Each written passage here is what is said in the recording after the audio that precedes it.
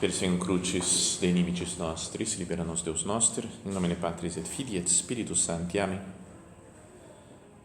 Meu Senhor e meu Deus, creio firmemente que estás aqui, que me vês, que me ouves. Adoro-te com profunda reverência. Peço-te perdão dos meus pecados e graça para fazer com fruto este tempo de oração. Minha Mãe Imaculada, São José, meu Pai e Senhor, meu anjo da guarda, intercedei por mim.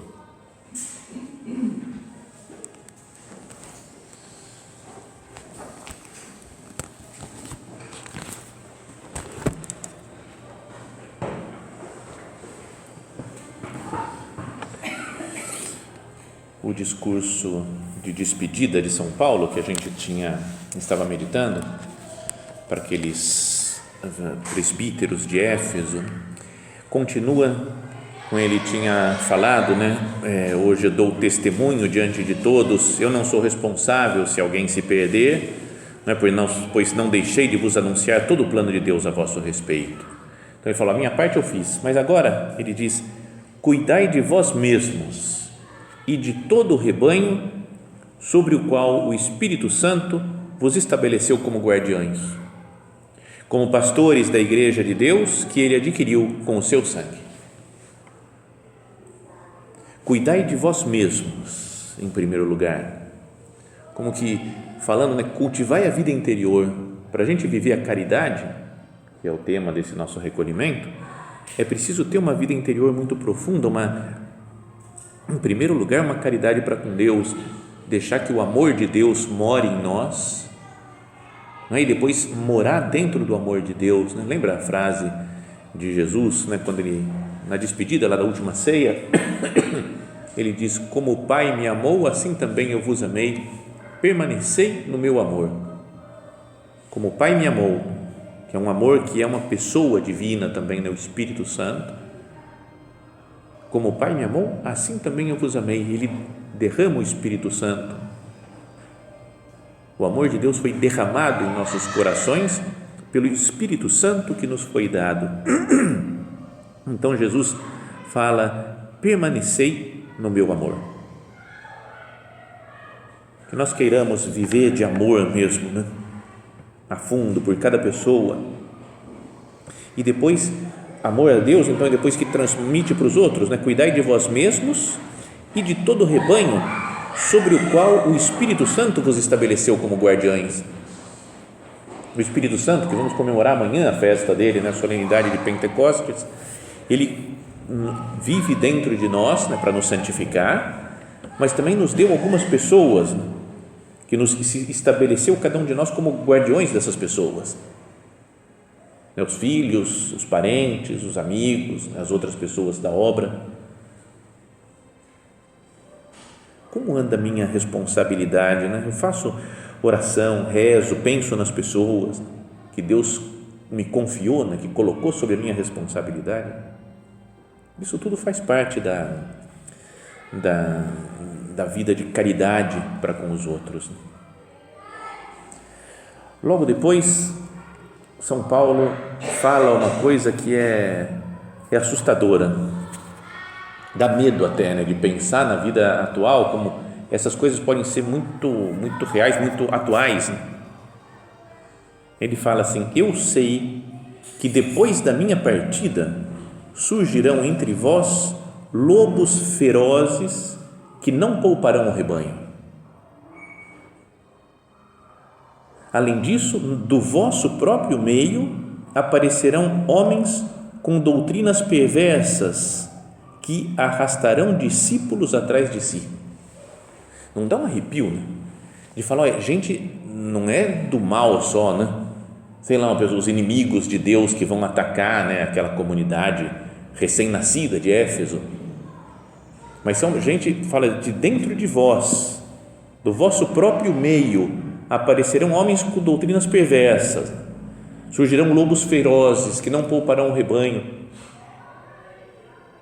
Não faz pensar, falar, será que eu não posso ser também uma pessoa com doutrina perversa, um lobo feroz que não está cuidando do rebanho, né? Em vez de ser pastor, está sendo mercenário ou está sendo lobo. E é uma preocupação atual com a igreja, né, que nós devemos ter também. Não é tanta gente, né? Podíamos pensar, cada um fazendo a sua oração, gente que deveria dar testemunho de Cristo e que não dá, que deveria ter uma vida conforme o Evangelho e vive contra o Evangelho e prega contra o Evangelho. Será que nós, às vezes, não negamos a fé quando nós não vivemos de acordo com o Evangelho? Quando Jesus fala, convertei-vos e crede no Evangelho, é sinal de tenha a vida modelada pelas palavras da Sagrada Escritura, tenha a vida modelada pelo exemplo de Cristo. Será que eu não nego a fé quando eu vivo segundo uma mentalidade de um mundo afastado de Deus? Quando eu não penso nas coisas com sentido de fé, mas só com sucesso humano. O importante é ter dinheiro, o importante é ter uma boa colocação, uma estabilidade profissional, o importante é ter amigos poderosos, o importante é, não sei, tá bem de saúde, o importante são coisas que um ateu poderia dizer, poderia sustentar. Nós sustentamos da mesma maneira por começar a ver as coisas sem fé.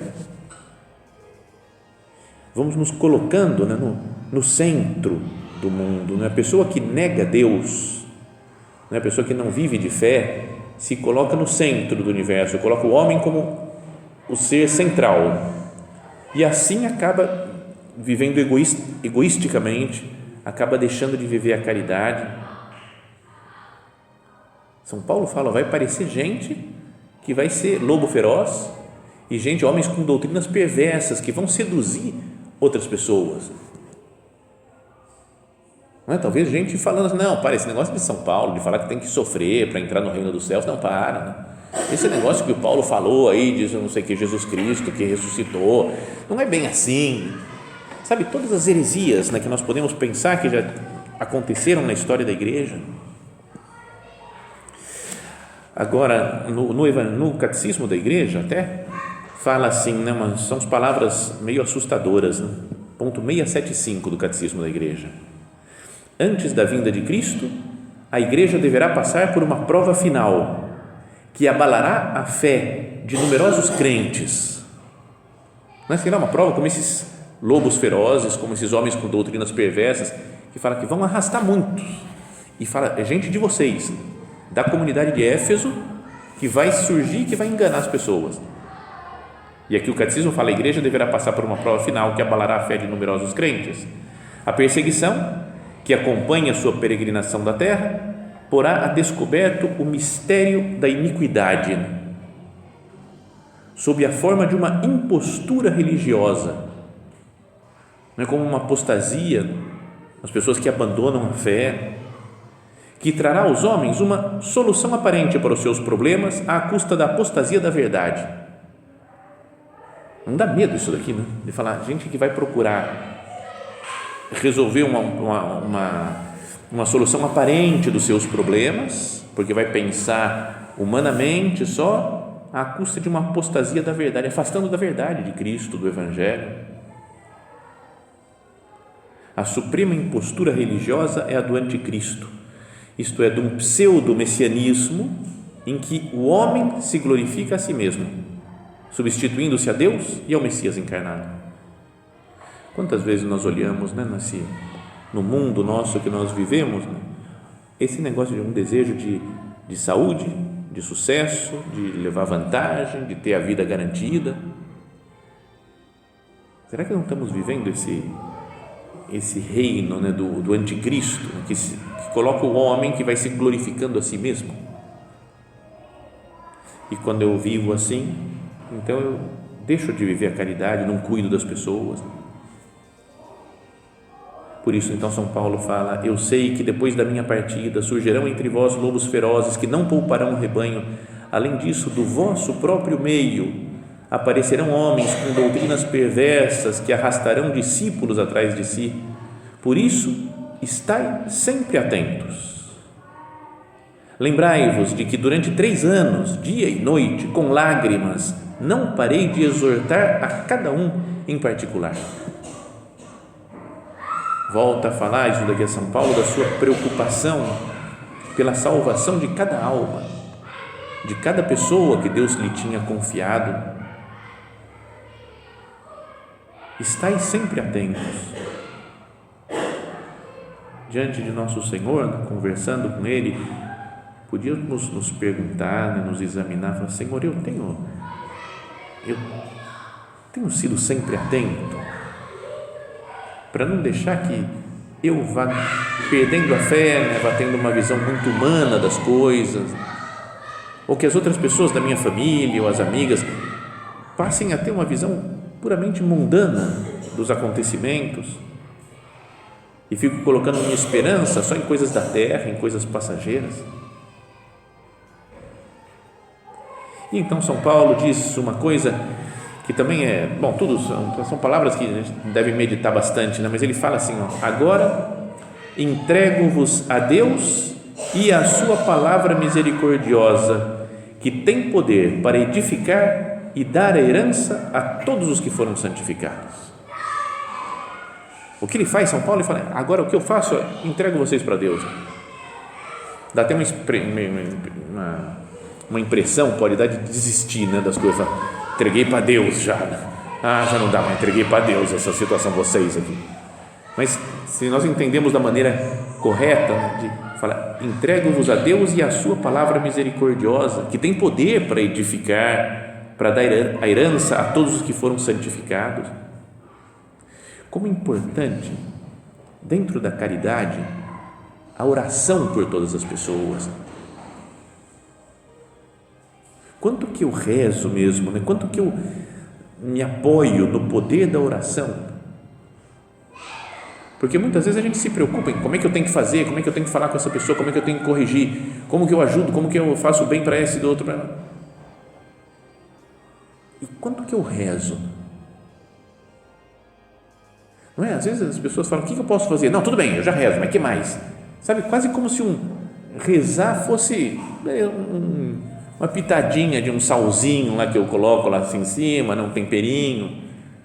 O importante parece que é trabalhar, fazer as coisas, organizar, fazer e acontecer, se comportar dessa maneira ou daquela e dar uma rezadinha para dar um toque cristão. E não é isso, A oração é o centro das coisas, é o que leva para frente mesmo, tudo. É grande prova de caridade, Nós falávamos antes de levar Cristo para as pessoas e junto com isso falar das pessoas para Cristo.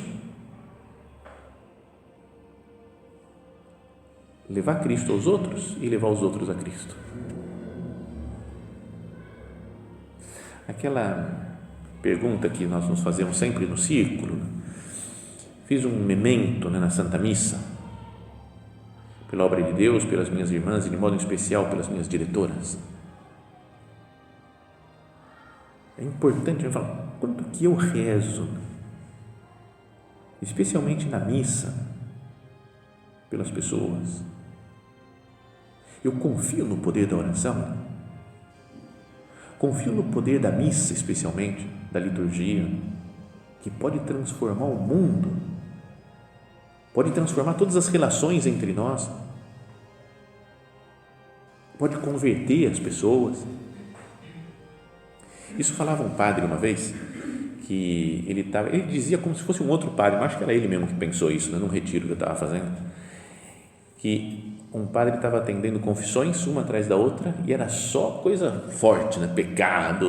Ele falou: cara, que mal que é o mundo, Foi ficando meio deprê, porque era muito pecado, muita gente só pecando.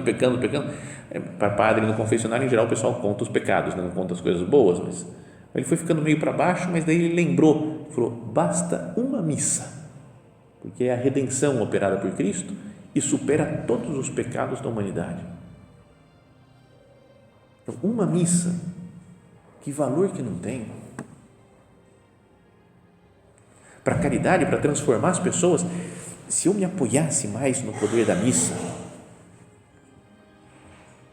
Tenho lido esses dias algumas coisas sobre liturgia e tem coisas que são bonitas, né? Que ajudam a gente a meditar. Por exemplo, estou lendo um livro desse von Hildebrand, sabe? Dietrich von Hildebrand, que é um alemão lá que escreve coisas muito bonitas, né? Tem um livro mais famoso dele, acho que um deles chama O Coração e o outro A Nossa Transformação em Cristo, né? São acho que mais conhecidos. Mas tem um que se chama Liturgia e Personalidade, como que a gente vai acertando a nossa personalidade, o nosso ser, com a liturgia, com o prestar culto a Deus. E ele fala, né, vai começar, vou fazer umas considerações só sobre a liturgia, sobre a personalidade. Diz, essas considerações podem ajudar a participar da celebração da liturgia com uma consciência mais profunda, uma percepção mais aguçada das suas profundezas inesgotáveis, da sua natureza profundamente orgânica e com uma nova mente aberta à sua preeminência essencial sobre todas as outras formas de devoção. Sobre qualquer outra coisa, a liturgia, não participar da Santa Missa. A nada mais do que a liturgia pode ser aplicadas aquelas palavras de Jesus à mulher da Samaria: se conhecesses o dom de Deus. Lembra quando Jesus fala para a mulher samaritana: se conhecesses o dom de Deus e soubesse quem está aqui e te pede de beber, tu lhe pedirias e ele te daria uma água viva. É como aqui na Eucaristia, na missa, Deus nos falasse da maneira mais clara: se conhecesses o dom de Deus, se você tivesse ideia do poder da missa, quantas coisas você não conseguiria, quantos milagres você não faria, participando com amor, colocando as suas intenções na Santa Missa. Imagina que nós somos, entre aspas, mais ou menos onipotentes na Santa Missa, porque nós nos unimos ao sacrifício de Cristo, que transforma a humanidade, né? Que vence o demônio, a morte, o pecado. Então, qualquer problema que a gente tenha e qualquer dificuldade de relacionamento com alguém, qualquer preocupação com as outras pessoas, se eu vivesse bem cada Santa Missa e colocasse as pessoas presentes dentro da missa,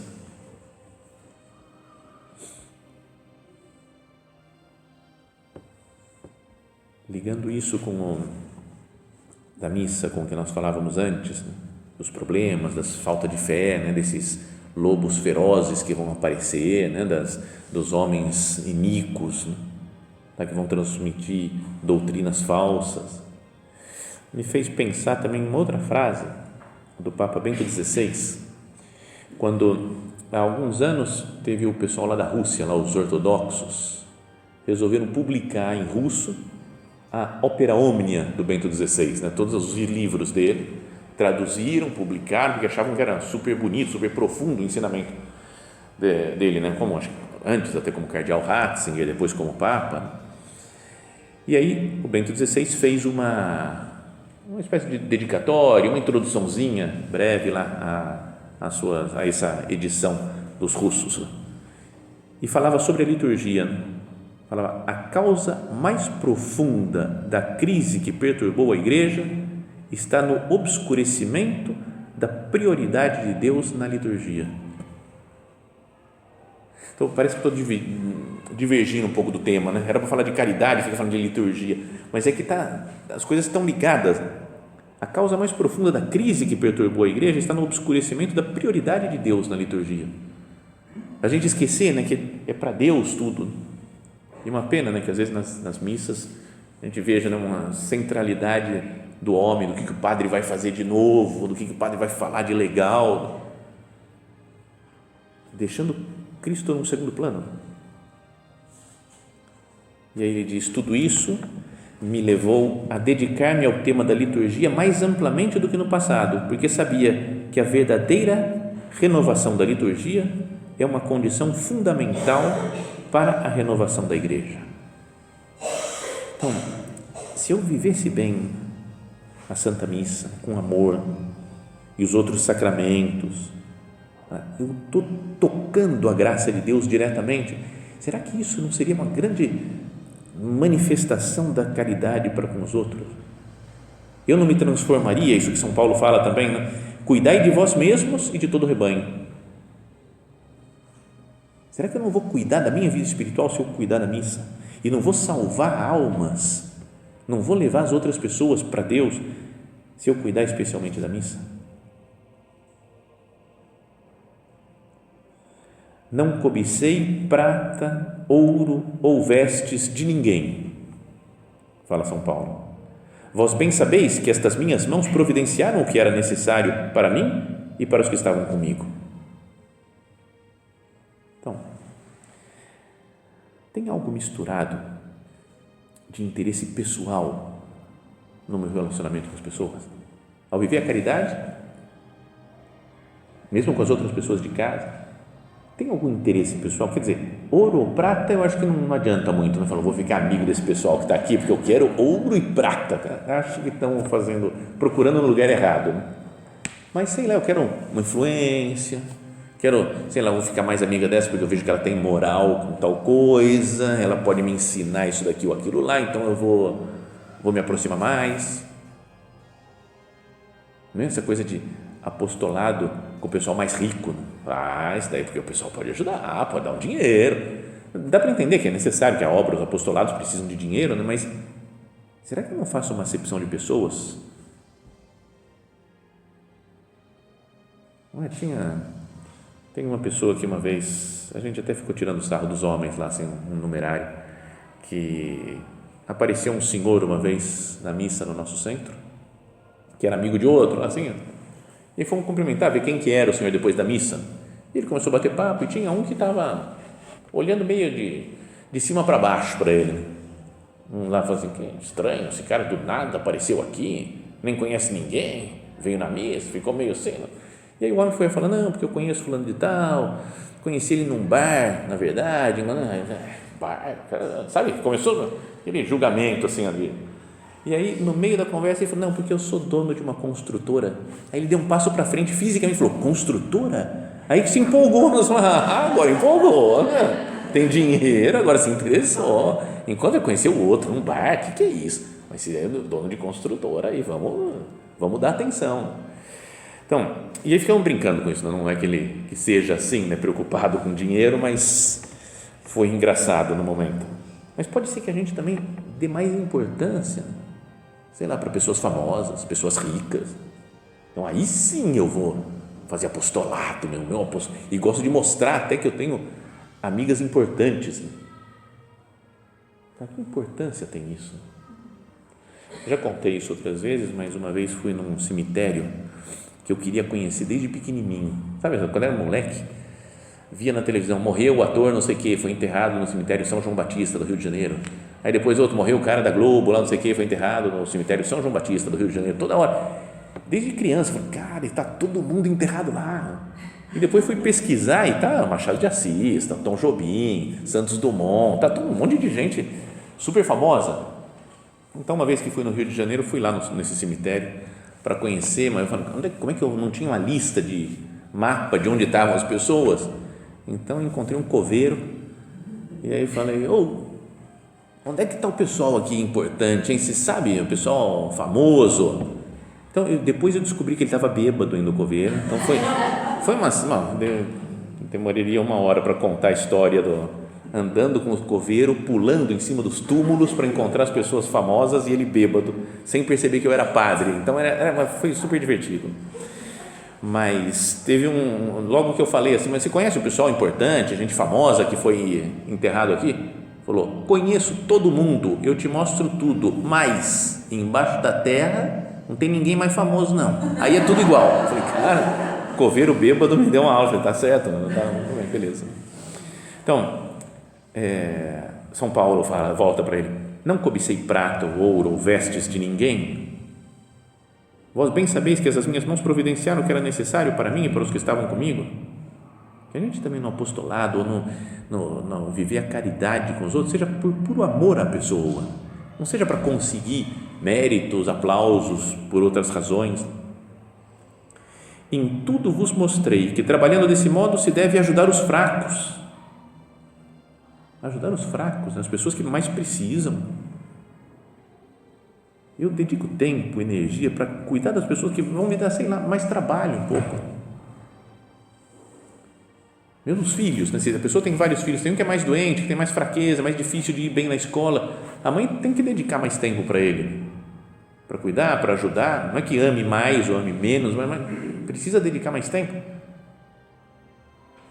Precisa talvez, aí, entre aspas, né, perder a liberdade de fazer o que nós queremos, quando nós queremos. Eu falo, eu tenho uma pessoa que eu tenho que ajudar. E o que eu quero é viver a caridade com essa pessoa. Não é esperar, por exemplo, nas excursões, nos passeios, o ritmo, a velocidade é do mais lento, né? Que fica para trás. Não é mesmo agora na nossa peregrinação pela Terra Santa? Tinha gente que ficava lá para trás, tinha uns 2 ou 3, meu pai era um deles, outros 2 ou 3 que estavam com a bengalinha, devagar, não conseguia ir para um lado, para outro, não é? E tinham algumas outras pessoas que falavam, vamos ficar atrás acompanhando o pessoal, precisa de ajuda, quer que dá o braço aqui para subir esse negócio, vamos ajudar, não é? Era legal de falar que gente que não pensou, falar, eu quero aproveitar, sobretudo eu quero aproveitar Terra Santa, eu vou ver os lugares, não, eu quero ajudar as pessoas que precisam para que estejamos todo mundo junto, né? Então, num sentido não só de excursões e de peregrinações, mas é preciso ficar em último da fila para ajudar o mais lento. Fala assim, se deve ajudar os fracos, fala São Paulo. Gostaria de fazer isso e aquilo, mas eu preciso ajudar essa pessoa, tenho que ajudar aquele outro. Na minha família tem esse problema, então não dá para eu fazer tal coisa.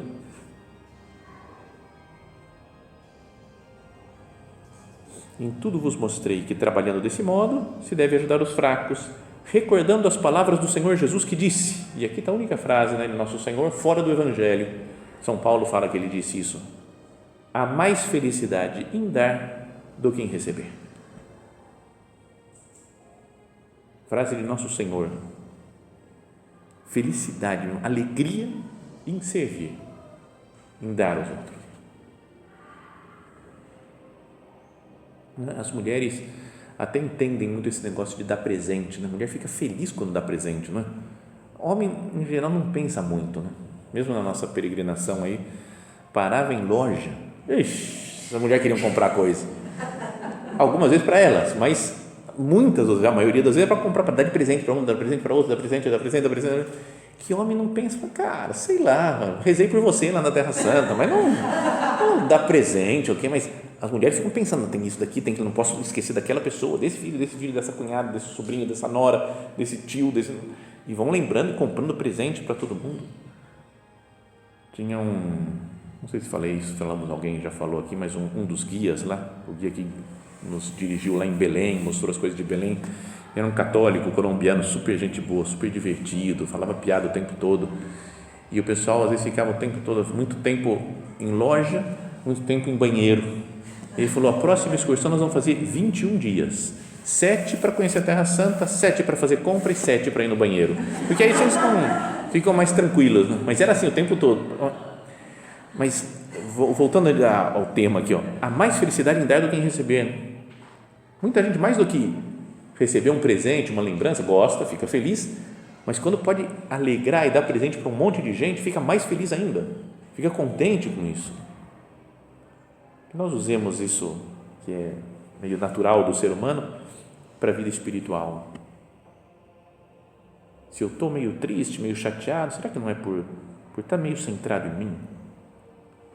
Se eu saísse de mim, servisse mais os outros, há mais felicidade em dar do que em receber. Reclamo que não tenho carinho, eu vou dar carinho para os outros, dar atenção, dedicar oração, sacrifício, esforço, serviço. Vamos terminando, né? Já passou do tempo da nossa oração, do nosso recolhimento. Nossa Senhora foi a pessoa que mais serviu, né? Porque ela trouxe Cristo para o mundo, isso é a melhor coisa que se poderia imaginar, né? Gera Cristo dentro de si e dá Cristo ao mundo. Esse é o grande serviço, né, que a gente deveria fazer, ser santos, né, gerar Cristo em nós e fazer apostolado, levar Cristo para as outras pessoas. Que nossa Mãe, Santa Maria, nos ensine, né, a viver desse amor, né? Porque nós amamos, temos Cristo em nós e que nós queiramos manifestar o amor com os outros, né? Levando Jesus às outras pessoas.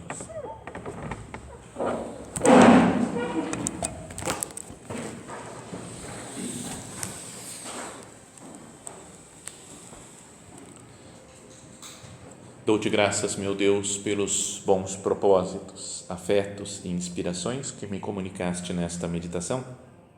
Peço-te ajuda para os pôr em prática. Minha Mãe Imaculada, São José, meu Pai e Senhor, meu anjo da guarda, intercedei por mim.